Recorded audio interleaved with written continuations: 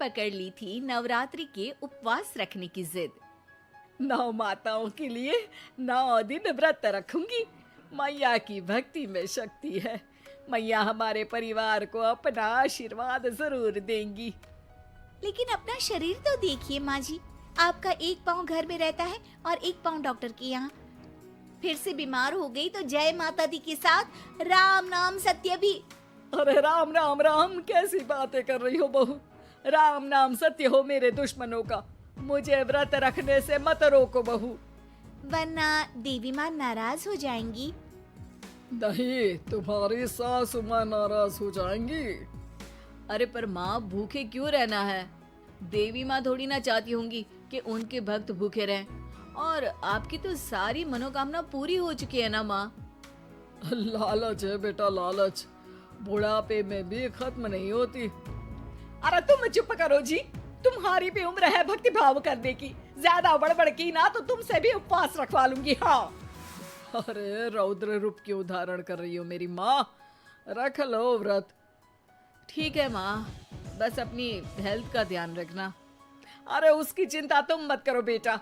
मैंने टीवी पे देख लिया है कि व्रत में क्या क्या खाने से शरीर में कमजोरी नहीं होती। अच्छा ही है, वरना ऐसा ना हो कि 9 दिन के बाद तुम मैया के द्वार की जगह सीधा हरिद्वार। अरे तुम मुझे हरिद्वार क्यों भेजना चाहते हो? क्योंकि अब तुम्हें मायके तो भेजने से रहा। बाबूजी, क्यों माँ को परेशान करते रहते हो? अच्छा माँ, ये बता दो कि आपको व्रत में खाने के लिए क्या क्या चाहिए होगा? सास के सामने सब हार जाते हैं। माँ के कहे सामान को बेटा लेकर आता है। नवरात्रि का पहला दिन है। नाश्ता कर लो, स्वस्थ रहो, मस्त रहो। मेरा व्रत से ध्यान भंग मत करो। अच्छा ठीक है ठीक है, भूख लगेगी तो मेरी तरफ मत देखना, आई बड़ी। तुम कोई खाना हो जो तुमको देखूंगी, आए बड़े। माँ जी, ये लीजिए आपका फरियाली मिक्सचर, इससे व्रत नहीं टूटेगा। अरे इतना सा? दिन भर भूखी रहने वाली हूँ, थोड़ा तो और ला दे। पर ये सब तो सपोर्ट के लिए होता है ना माँ जी, पेट भर के थोड़ी ना खाना होता है। करवा चौथ का व्रत नहीं रख रही हूँ जो कुछ ना खाऊं पीऊं। हाँ यार, ये तो मैंने सोचा ही नहीं। तुम इतने सारे व्रत रखती हो तो मेरे लिए करवा चौथ का व्रत होगी तो दुर्गा मैया भी डर जाएंगी। तुमने तो उनके शेर से भी तेज आवाज निकाल दी। अरे शेर के जैसा पंजाबी मारती हूँ मैं, देखना चाहोगे?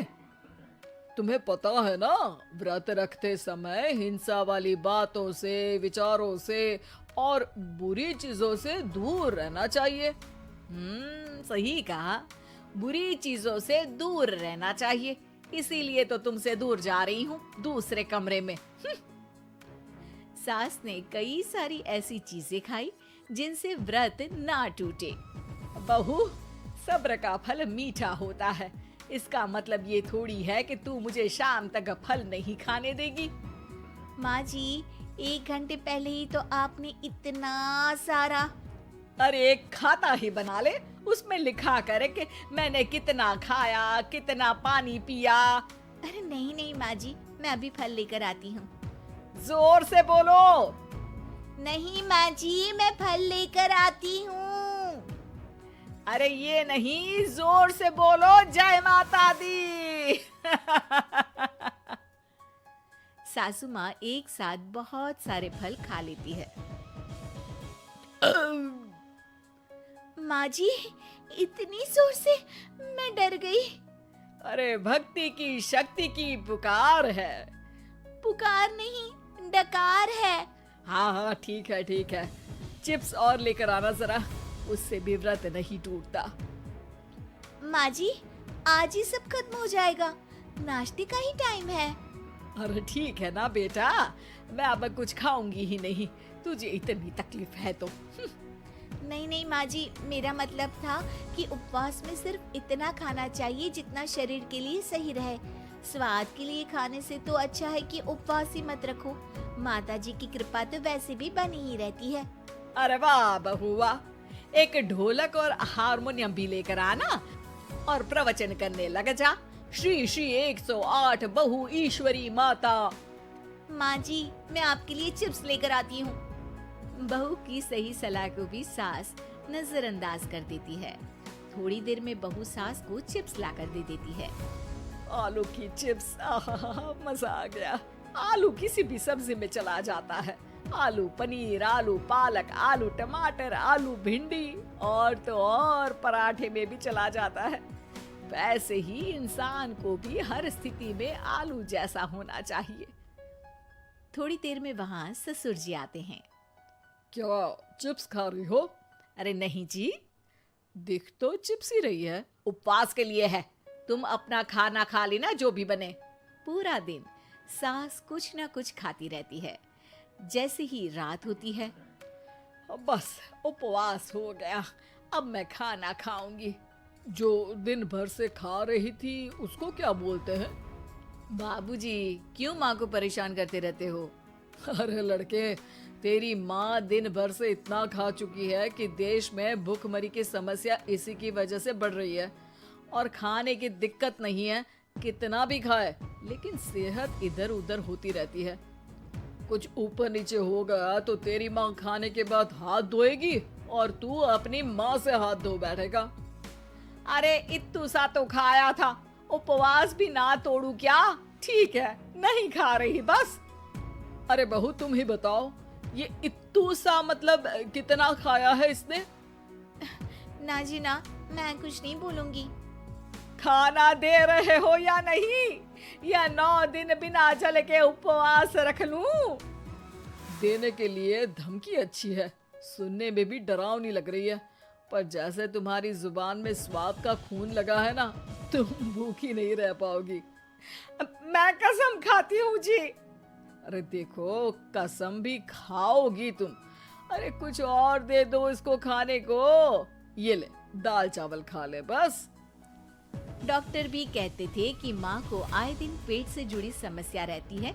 बस इसी के लिए घर वाले पहले उन्हें उपवास नहीं करने दे रहे थे, लेकिन जब उपवास करने दिया तो माँ ने इतना फरियाली खाया कि घर वालों की चिंता बढ़ा दी। और जैसा कि घर वालों को डर था, अगले दिन उनकी तबीयत खराब भी हो गई। डॉक्टर को बुलाना पड़ा। अरे जितनी बार आप बीमार होते हो उस हिसाब से तो मुझे एक क्लिनिक आपके घर में ही खोल लेना चाहिए। या फिर क्लिनिक में ही इनका एक अलग कमरा बनवा देते हैं डॉक्टर साहब। बाबूजी, पिताजी, मेरे जनक, क्यों हमेशा मजाक करते रहते हो? डॉक्टर साहब, माँ का पेट खराब है।